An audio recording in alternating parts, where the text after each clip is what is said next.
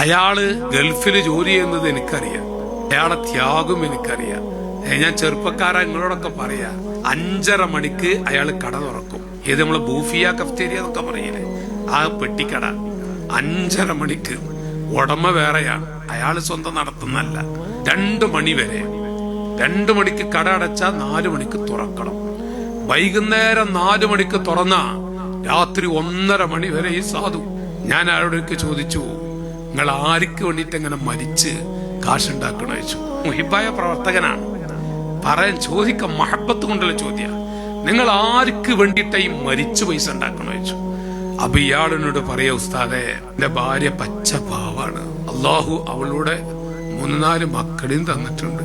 ഇപ്പൊ അവള് വാടക വീട്ടിലാണ്, അവളെ കയ്യിൽ ഞാൻ കൊടുത്ത മഹറില്ലാത്തൊന്നുമില്ല. ഞാൻ ഉസ്താദന്മാരെത്തിയപ്പോ സഹോദരൻ പറഞ്ഞത് ഹിക്കായത്തൻ പറയാം, ഞാൻ ഇങ്ങനെ ഈ കട നടത്തിയിട്ട് എന്റെ ഭാര്യയ്ക്ക് ഒരു മാലയം വാങ്ങി കൊടുത്തിട്ടുണ്ട്. അയാൾ എന്നോട് പറഞ്ഞത് സന്തോഷം നോക്കി നിങ്ങൾ. അപ്പൊ ഈ മനുഷ്യൻ പറയാ, ഞാൻ ഇങ്ങനെ ഒരു കൊച്ചു വീട്, ഇയാള് 1:30 മണിക്ക് കടയടച്ച രാത്രി 2 കുബൂസ് വാങ്ങി വരും, എന്നിട്ട് കറി ഉണ്ടാക്കും. ഞാൻ കണ്ട ആ റൂമിൽ താമസിച്ചിട്ടുണ്ട് ഞാൻ.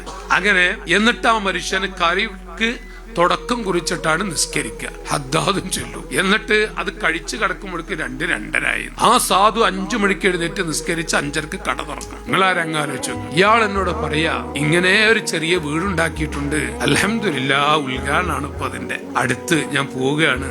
ഇത്തിഫാക്കൽ ഞാനും അയാളും കോഴിക്കോട് എയർപോർട്ടിൽ അയാളുണ്ട്, ഞാനും. അങ്ങനെ ഞാൻ ചോദിച്ചു, എല്ലാ കൊണ്ടുപോകാനിപ്പോ? അപ്പൊ ഇയാള് പറയണ്ട, ഭാര്യ മക്കള് പാവാണ്, ഭാര്യയൊക്കെ ഉണ്ട്, പച്ച പാവാണ്. എന്നോട് അവിടുന്ന് പറയേണ്ടത്. പുറത്തു വന്ന് നോക്കുമ്പോ മക്കളുണ്ട്, ഭാര്യയെ കാണാനില്ല. അപ്പൊ മൂത്ത കുട്ടിയോട് ഉമ്മ എവിടെ ചോദിച്ചപ്പോ മൂത്ത മകള് പറയാ, ഉപ്പാ ഉമ്മ ഇന്നലെ ചാടിപ്പോയി. നിങ്ങൾ ആ രംഗം ആലോചിച്ചോ. അള്ളാഹു കാക്കട്ടെ, കുറച്ച് കടുപ്പാണ്. നിങ്ങൾ ആലോചിച്ച് നോക്കി.